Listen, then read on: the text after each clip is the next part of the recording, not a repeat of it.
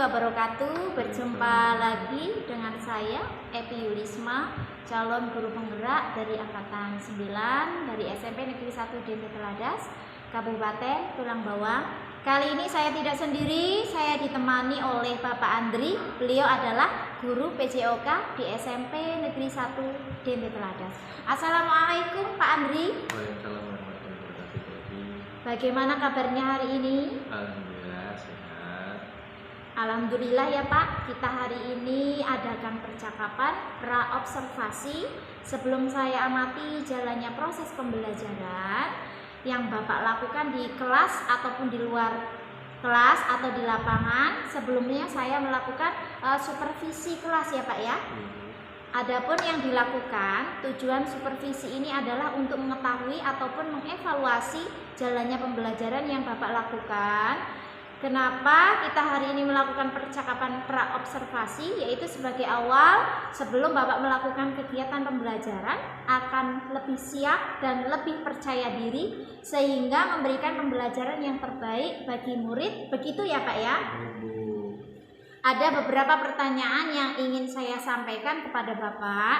Yang pertama berkaitan dengan tujuan ya, kira-kira apa tujuan pembelajaran yang ingin dicapai?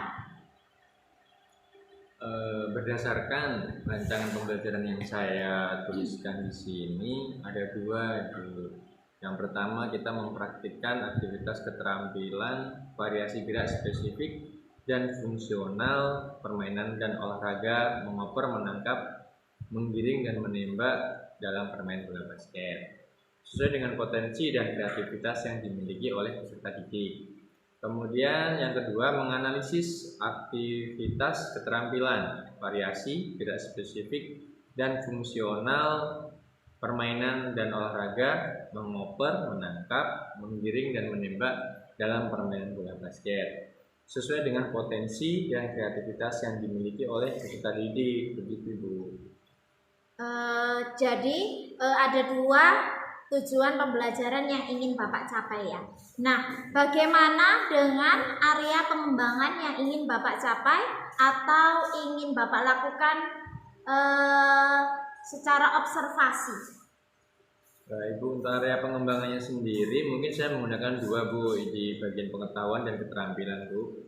Yang pertama, untuk pengetahuannya, peserta didik dapat menganalisis aktivitas keterampilan variasi gerak spesifik dan fungsional, permainan olahraga, mengoper, menangkap, menggiring dan menembak dalam permainan bola basket sesuai dengan potensi dan kreativitas yang dimiliki oleh peserta didik. Untuk keterampilannya, peserta didik dapat mempraktikkan aktivitas keterampilan gerak spesifik dan fungsional dalam permainan olahraga tersebut, misalnya menangkap, menggiring, menembak bola dalam permainan bola basket tersebut sesuai dengan potensi dan kreativitas yang dimiliki oleh setiap individu peserta didik.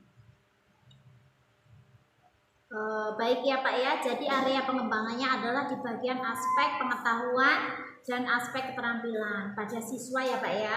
Saya ingin mendengar Pak, bagaimana rancangan pembelajaran yang ingin Bapak terapkan di dalam maupun di luar kelas, mungkin dari strategi pembelajarannya, kemudian model pembelajarannya, ataupun metode pembelajarannya.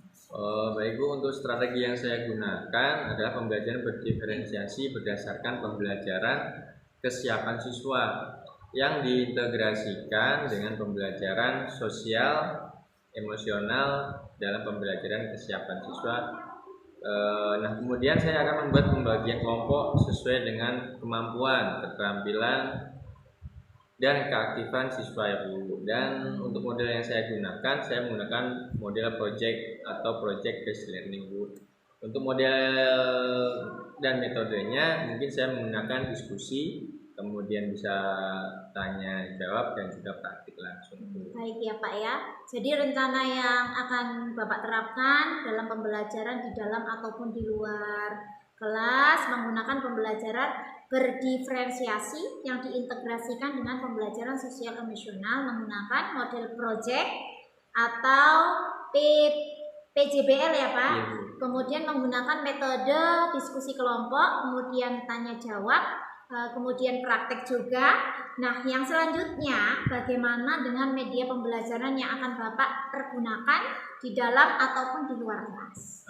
Kemudian untuk media pembelajaran yang mungkin saya gunakan, biasanya menggunakan lembar objek observasi, kemudian LKPD, kemudian menggunakan PowerPoint, laptop, LCD, dan juga ketika di luar kelas saya menggunakan lapangan dan tentunya peralatan-peralatan olahraga yang berkaitan dengan materi yang akan saya praktekkan bersama siswa. Baik, nah kira-kira kapan nih Pak akan melakukan kegiatan pembelajaran tersebut? Di hari apa, kelas berapa, kemudian jam berapa? Nah, untuk kebetulan saya ada jadwal di minggu ini di hari Selasa pada jam ke-5 sampai jam 7 itu di kelas 8F, Bu. Baik, nanti hari Selasa depan kelas 8F, kelas 5 sampai ke 7. Ini kayaknya sesudah pelajaran saya Pak ya. Ya, saya betul. akan datang ke kelas Bapak, saya akan melakukan supervisi, kemudian saya akan melihat dan mencatat hal-hal apa saja yang terjadi di dalam ataupun di luar kelas. Setelah itu, setelah Bapak melakukan observasi ataupun pembelajaran di dalam kelas, kita adakan percakapan yang terakhir ya Pak ya, percakapan pasca observasi. Baik, yang nanti akan didampingi juga oleh pengajar praktek saya yaitu Pak Suwartoyo. Kemudian sebelum kita akhiri, kira-kira apa yang Bapak dapatkan dari hasil percakapan kita hari ini? Untuk hasil percakapan hari ini mungkin saya mendapatkan gambaran Bu untuk media apa saja yang akan saya gunakan nantinya. Kemudian media apa yang akan saya gunakan nantinya saya persiapkan dari sekarang, memiliki gambaran dan percakapan yang kita lakukan kita di hari ini ya Bu. Jadi nanti saat Bapak pengajar praktek datang, jadi saya sudah bisa menyiapkan peralatan dan segala persiapan yang akan saya gunakan. Begitu. Terima kasih atas waktu dan sudah bersedia ya Pak ya untuk hari ini meluangkan waktunya berbincang-bincang dengan saya di dalam pra observasi sampai bertemu dengan kegiatan observasi hari Selasa depan ya Pak ya.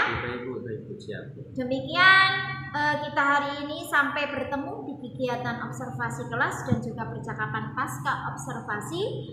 Saya akhiri. Wassalamualaikum warahmatullahi wabarakatuh. Waalaikumsalam warahmatullahi wabarakatuh.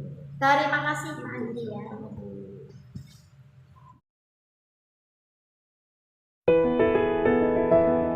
Assalamualaikum warahmatullahi wabarakatuh.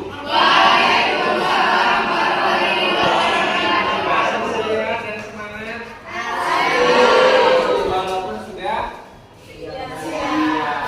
baik. Hari ini kita masih ingat pembelajaran minggu lalu tentang permainan bola basket, sebelumnya apa? Bola voli berintang. Baik. Hari ini kita akan membahas tentang pemain bola basket. Hari ini siapa yang hadir? Hadir semua. Baik, hadir semua. Kabarnya yang penting semuanya sehat ya. Di sini ada yang bisa bermain bola basket? Belum bisa. Oh, ada si Nadira. Nadira bisa pemain bola basket dimainkan oleh setiap tim berapa orang? 5. Baik. Tekniknya ada berapa? Ada 4. Ada dribbling, menggiring, kemudian operan. Operan ada operan chest pass, jump pass, operan chest pass. Kalau chest pass operan dari dada menuju dada, lurus. Kemudian yang kedua board pass, dari dada kita panggilkan dulu ke lantai atau ke bawah. Kemudian yang ketiga operan overhead atau dari atas ke bawah. Jadi dia melambung jauh. Operan di bawah tengahnya busuk, jadi kita board pass. Itu untuk operan. Kemudian tekniknya sudah bisa semua, cara menggiring atau dribbling. Bisa ya. Baik. Jadi dalam menggiring ini bola itu bukan dipukul begini, tapi dia dipantulkan, ditekan. Kemudian pemantulnya bola tidak tinggi, tapi dia dipinggirkan. Nah, selanjutnya di sini akan kalian amati video tentang gerakan teknik operan. Ya, coba bisa kalian lihat di video di dinding atau di layar. Di sini. Nah, di sini adalah teknik operan. Apa ini tadi? Dengan passing atau operan chest pass. Nah, itu saya membedakan yang chest pass ini yang dari dada Jespa, silakan diamati. Ya.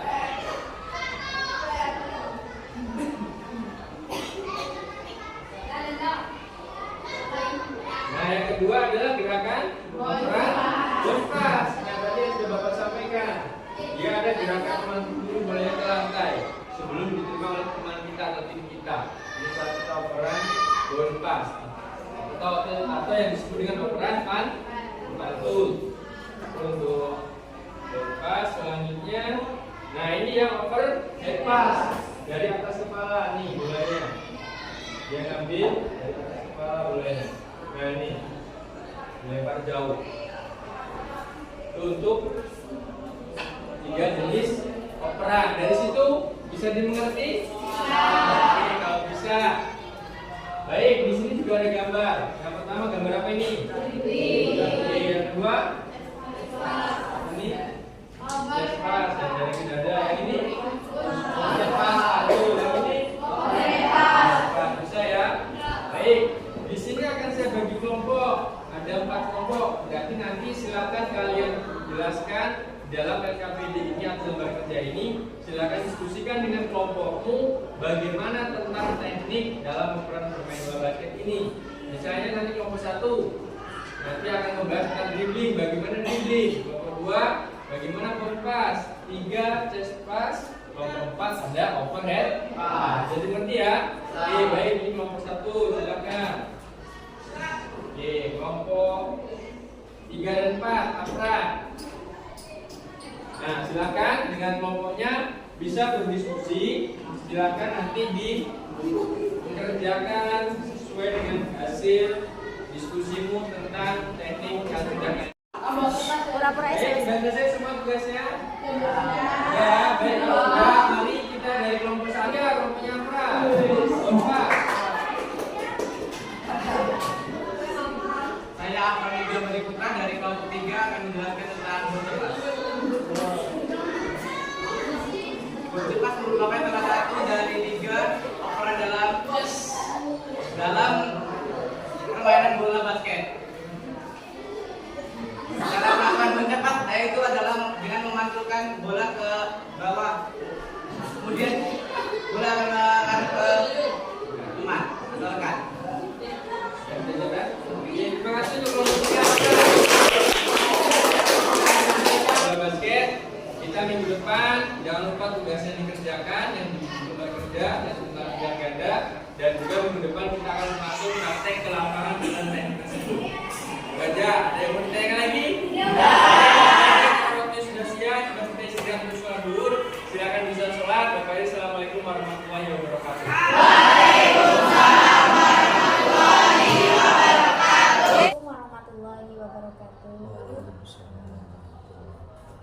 Kembali lagi di Pasca Observasi bersama saya Evi Yulisma, calon guru penggerak angkatan 9 dari SMP Negeri 1 Dente Teladas, Kabupaten Tulang Bawang, Provinsi Lampung. Pada kesempatan hari ini saya ditemani oleh Bapak pengajar praktek yaitu Bapak Suwartoyo, kemudian rekan sejawat saya yaitu Bapak Muhammad Andri Setiawan. Baik, di pasca observasi ini saya akan memberikan beberapa pertanyaan kepada Bapak Andri terkait dengan jalannya observasi yang sudah Bapak lakukan. Tujuannya adalah untuk mengevaluasi pembelajaran, proses pembelajaran yang sudah Bapak lakukan, ya, baik di dalam kelas ataupun di lapangan. Untuk pertanyaan yang pertama, bagaimana perasaan Bapak terkait dengan kegiatan observasi yang sudah berlangsung? Untuk perasaan saya waktu kegiatan observasi, saya kurang terbiasa Bu, makanya saya sedikit tegang dan nervous, tapi alhamdulillah kegiatan tersebut berjalan dengan baik Bu. Alhamdulillah berjalan dengan baik ya Pak ya? Ya Bu. Bisa diceritakan kembali Pak untuk area pengembangan yang sudah Bapak lakukan di kelas, kemudian langkah-langkah tahapan pembelajaran apa yang sudah Bapak lakukan ketika di dalam kelas ataupun di lapangan? Untuk tahapannya yang saya lakukan yang pertama adalah membuat perangkat pembelajaran. Mungkin untuk area pengembangannya yaitu dari area pengetahuan, keterampilan. Untuk menggunakan dua ya Bu di bagian pengetahuan dan keterampilan tersebut. Yang pertama untuk pengetahuan, yaitu peserta didik dapat menganalisis aktivitas keterampilan variasi gerak spesifik dan fungsional permainan olahraga dalam bola besar, yaitu bola basket. Ya, belajar siswa tersebut untuk mengamati, mengoper, menangkap, dan menggiring bola sesuai dengan potensi dan kreativitas yang dimiliki oleh peserta didik.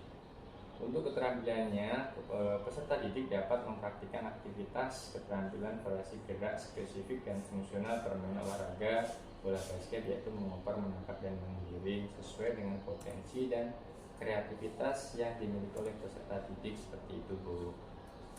Baik, jadi area pengembangan itu berupa pengetahuan dan keterampilan ya Pak ya? Iya Bu, benar Bu. Menurut Bapak, sejauh mana area pengembangan yang sudah Bapak lakukan? Apakah kira-kira itu sudah berhasil atau belum ketika di dalam kelas ataupun di lapangan? Menurut saya alhamdulillah sudah berjalan dengan baik Bu, tetapi masih ada kekurangan yang harus perlu saya benahi lagi supaya proses pembelajaran yang saya terapkan bisa lebih baik lagi Bu. Baik, jadi sudah berjalan dengan baik ya Pak ya? Iya Bu. Tetapi tadi Bapak katakan masih ada kekurangan. Nah, kira-kira kekurangan apa, kemudian kendala-kendala apa yang Bapak hadapi ketika proses pembelajaran di dalam kelas ataupun di lapangan? Untuk kekurangan dan hambatan yang saya alami dan saya lakukan di lapangan waktu itu, ada beberapa siswa yang kurang terlibat dalam kegiatan proses pembelajaran yang saya lakukan tersebut Bu. Di sini siswa tersebut kurang aktif dalam mengikuti kegiatan praktik maupun dalam pemahaman materi tentang permainan bola besar tersebut Bu. Jadi siswa-siswa saya ini kurang aktif dalam ada antusias dalam melakukan kegiatan tersebut. Baik, jadi masih ada beberapa siswa yang kurang aktif, kemudian kurang terlibat dalam hal adalah mengandalkan teman ya Pak. Kira-kira seperti itu ya Pak ya? Menurut Bapak, kenapa hal itu bisa terjadi? Jadi kok anak tidak aktif, bahkan mereka itu mengandalkan antara teman yang satu dengan yang lainnya, boleh diceritakan Pak? Menurut saya mungkin dalam pembagian kelompok yang terlalu banyak saya buat, atau bahkan mungkin saya pembagian kelompoknya itu siswa ingin memilih dengan kemauan sendiri, dan itu yang akan saya lakukan untuk perubahannya. Jadi pendekatan yang saya lakukan untuk kedepannya, siswa dapat melakukan kelompok dengan memilih sendiri Bu. Itu untuk yang akan saya lakukan dalam perbaikan di kegiatan yang akan datang. Dengan contohnya misalnya siswa akan saya kelompokkan sesuai dengan gaya dan kemampuan dalam belajar siswa tersebut, misalnya dalam bentuk pembelajaran visual maupun auditori, bahkan juga kinestetik, sehingga anak akan merasa lebih nyaman dengan apa yang siswa harapkan. Baik, jadi area pengembangan adalah di bagian aspek keterampilan pada siswa. Jadi rancangannya, kemudian strateginya adalah menggunakan visual, auditori, kinestetik ya. Jadi sehingga anak merasa akan lebih nyaman seperti itu ya. Terus kemudian saya ingin mendengar bagaimana rancangan pembelajaran yang ingin Bapak lakukan, baik di kelas ataupun di lapangan. Kemudian di kelas mungkin saya akan membuat dengan metode dari Google. Biasanya saya membuat dengan menggunakan media vektor. Siswa saya kelompokkan sesuai dengan minat dan masing-masing. Kemudian siswa saya untuk putarkan video pembelajaran menggunakan LCD vektor. Kemudian siswa akan mengamati sesuai dengan masing-masing Bu. Sedangkan untuk yang keterampilan di lapangan, siswa akan saya kelompokkan praktek sesuai dengan kemampuan siswa tersebut. Misalnya yang menggiring saya kelompokkan dengan yang menggiring dulu yang sudah bisa, kemudian yang mengoper baru saya kelompokkan dengan yang mengoper. Jadi seperti itu. Baik, jadi rencana kedepannya Bapak akan melakukan pembelajaran sesuai dengan yang tadi ya Pak, minat, kenyamanan, kemudian sesuai bakat siswa, terus kemudian mudah-mudahan apa yang Bapak rencanakan tadi dapat terrealisasi dan melakukan pembelajaran yang lebih baik lagi.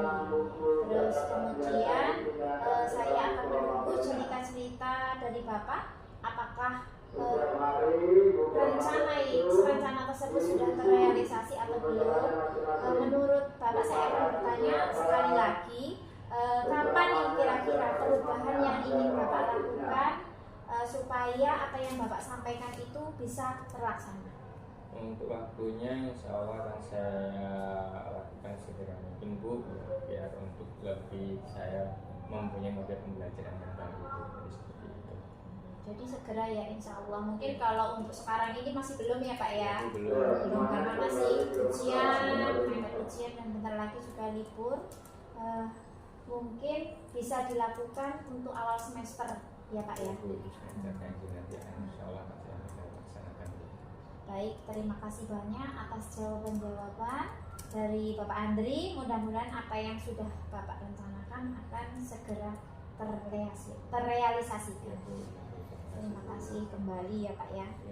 Baik, untuk yang selanjutnya saya akan langsung mengembalikan kepada Bapak pengajar yaitu Bapak Suhartoyo agar memberikan umpan balik kepada kami setelah melakukan percakapan pasca observasi. Assalamualaikum warahmatullahi wabarakatuh. Pada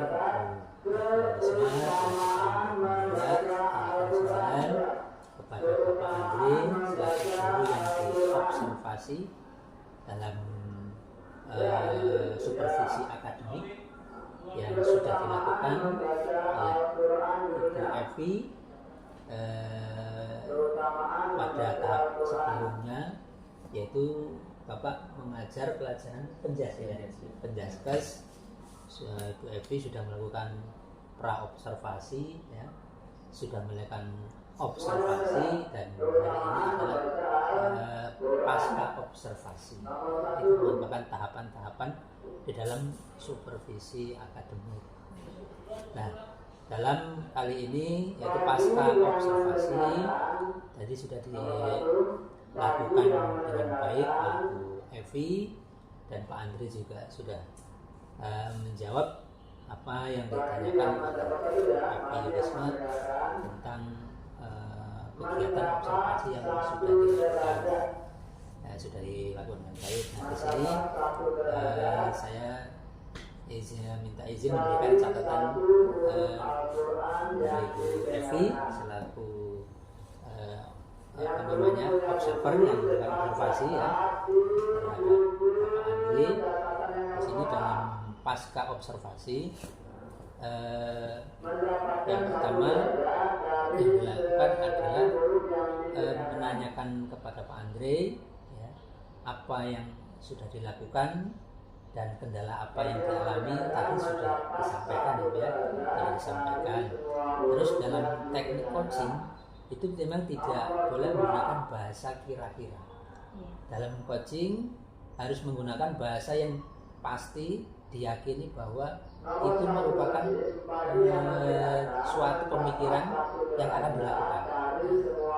Nah, dan itu diyakini akan dilakukan walaupun keberhasilannya kita belum tahu berapa persen, tapi itu sudah yakin. Jadi dalam pertanyaan coaching, apa yang akan Bapak lakukan untuk bergerak lagi dalam pembelajaran ke depan? Nah, gitu langsung. Jadi dia akan yakin dengan pendapatnya, saya akan melakukan hal demikian. Masalah keberhasilan kan itu nanti bisa dilihat akhirnya. Tapi kalau bahasa kira-kira itu nanti dia akan menerawang kira-kira baik benar apa enggak, kira-kira berhasil apa enggak. Dan itu tidak diperbolehkan dalam suatu proses coaching. Terus selanjutnya setelah si Pak Andri yang sudah diobservasi itu menyampaikan apa yang sudah tercapai dan apa yang kendala yang dialami ketika melakukan pembelajaran. Setelah itu disampaikan, langsung Bu Evi menyampaikan catatannya. Jadi setelah itu pertama Bu Evi memberikan respon yang sangat baik apa yang telah dilakukan ketika belajar Bapak sudah melakukan ini pra pembelajaran, sudah memberikan motivasi, di situ sudah ada KSE seperti itu ya, itu sampaikan baik-baiknya semua disampaikan, semua KSE sudah disampaikan, semua pembelajaran berdiskusi sudah, presentasi atau praktek mungkin ya, kalau pembelajaran itu sudah baik, itu sudah sangat baik. Dan selanjutnya ada beberapa catatan dari saya Pak, yang ini kalau dilakukan kemungkinan akan bisa menambah pembelajaran lebih tercapai lagi keberhasilannya. Diantaranya itu yang dicatat dalam Bu Evi dalam observasi itu ya, dalam observasi itu catatannya umpamanya di sini siswa kurang 100% dalam antusiasnya dalam mengikuti pelajaran tersebut ya, sekian persen belum. Nah, ini catatan-catatan yang belum tercapai. Siswa belum sepenuhnya mengikuti keseluruhan proses pembelajaran dengan baik ya. Terus siswa ada yang dalam menyampaikan materi pembelajaran itu bersemangat, tapi ada juga yang belum. Itu catatan itu sampaikan memang catatannya. Nah itu jadi catatan Bapak yang masih kurang adalah ini. Nah setelah itu baru menurut Bapak untuk mengatasi hal tersebut tindak lanjutnya baru seperti apa? Tadi tidak hanya sudah disampaikan ya, hanya tadi catatan kekurangan-kekurangan itu juga harus membacakan. Yang saya hasil observasi saya adalah catatannya yang menurut saya masih belum tercapai adalah dalam hal ini seperti itu. Baru setelah itu sampaikan, baru menurut Bapak dari hasil catatan observasi ini tindak lanjutnya seperti apa yang akan Bapak lakukan supaya lebih baik ke depan. Baru disampaikan. Jadi itu prosesnya pasca observasi terpenuhi gitu. Itu saja Bu Evi ya, terima kasih Pak Andre sudah melakukan kegiatan observasi ya, sudah dilakukan ya. Semoga ini tidak hanya menjadi bahan persyaratan ya, mereka menjadi suatu ilmu untuk kita bersama, karena kita punya tanggung jawab pembelajaran sepanjang hayat. Berarti kita itu harus selalu belajar, walaupun kita sebagai pengajar ya. Tapi kita harus selalu belajar bagaimana saya bisa menjadi pengajar yang lebih baik lagi. Terus muridnya bisa lebih baik lagi, meningkat terus, dan kita tidak akan pernah berhenti ya. Mungkin itu saja yang bisa saya sampaikan. Sekali lagi terima kasih, kurang lebihnya mohon maaf. Wassalamualaikum warahmatullahi wabarakatuh. Terima kasih kepada Bapak Suwartoyo yang telah memberikan materi kepada kami. Mudah-mudahan kedepannya akan kami terapkan dan